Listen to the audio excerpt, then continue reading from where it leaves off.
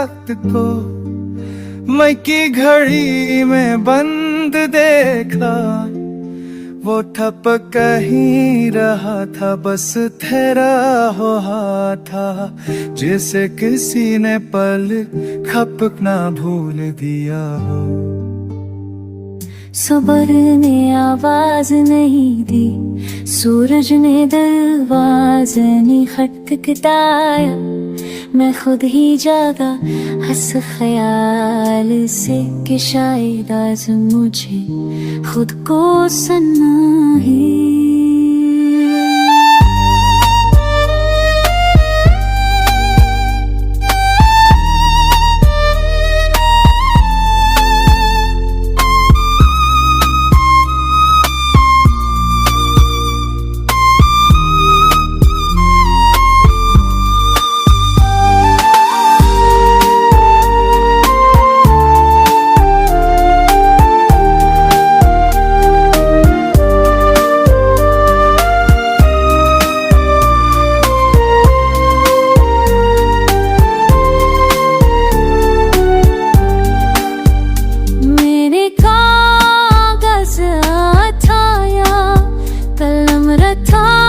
कलम हटा दिया, कुछ बातें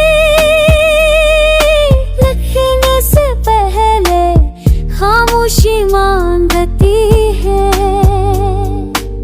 खिड़की के बाहर बादल आहिस्ता चल रहे थे, ईमाने ने लिया कि जल्दी हर सच की शर्त नहीं। मेरे अंदर एक आवाज थी जो हिदायत नहीं देती थी, बस मौजूद थी। मैंने हंसे जब कराने के बजाय